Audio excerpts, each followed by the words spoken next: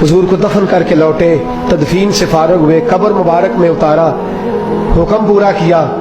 कहते हैं वापस आए तो जनाब अनस से सैयदा फातिमा कहने लगी, अनस तूने भी मेरे रसूल पे मिट्टी डाली है, अनस तेरी जुर्रत हो गई थी। फरमाते उस वक़्त फातिमा का पहला आंसू गिरा और फिर 6 महीने हुजूर के बाद हयात रही, मैंने उसके आंसू गिरते देखे। लोग सो जाते, वो हुजूर के रोज़े पे जाके बैठ जाती।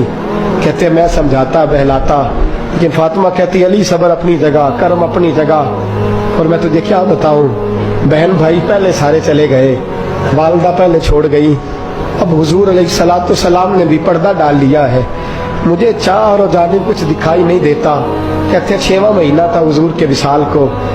एक दिन मुस्कुराती हुई फातिमा घर आई रोजे से रात को बच्चों के साथ, तो शेर खुदा कहने लगे, मैंने कहा फातिमा बड़े दिनों के बाद मुस्कुराते देखा, क्या बात है?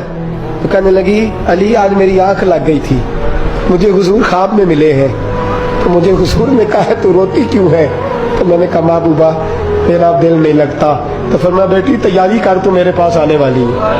हजरत अली फरमाते बस फातिमा बीमार हुई, चंद दिन गुजरे तो मुझे बुलाया, तो कहने लगे अली वक्त जाने का आ गया है, ये अली के घर की है इज्जत अली से सुनते, नबी के घर की है इज्जत नबी से सुनते।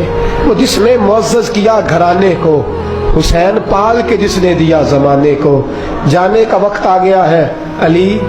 पहली बात तो यह है कि हुजूर की नवासी जनाब उमामा से शादी कर लेना, वो हुजूर को बड़ी प्यारी है। और दूसरी बात यह है कि मेरे हसन हुसैन इनका खास ख्याल रखना। और तीसरे लफ्ज कहे तो हजरत अली तड़प के रोए, कहने लगी मैंने वक्त गुजारा है, आपकी हुकूक मेरी जिम्मेदारी थे, मैं इंसान थी भूल जाती थी, अगर मुझसे कहीं कोई कमी रह गई हो तो मुझे रज़ाए इलाही से दरगुजर करना, कहीं मैं हुजूर के सामने जाके शर्मिंदा ना हो जाऊं। शेर खुदा करम अल्लाह ताला वजहुल करीम फरमाते मैंने हाथ थामा और मैंने कहा फातिमा अली का बड़ा मर्तबा था, पर जो तेरी निस्बत से कमाल था वो तेरा ही था। तू कैसी बात करती है, तूने तो हद कर दी, शहजादी होके मेरे घर में खादिमों की तरह रही।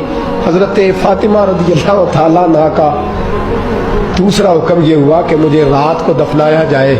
और फरमाया मेरे पहले मदीने में ऐसा नहीं होता था, ये हजरत फातिमा ने सबसे पहले कहा। फरमाया मेरी चारपाई के साथ लगा के ना शाखें, चारपाई के साथ तो ऊपर लगा के उन्हें ऊपर से बांध देना, और उन शाखों के ऊपर एक कपड़ा डालना, मेरे कफन पर भी किसी की नजर न पड़ जाए।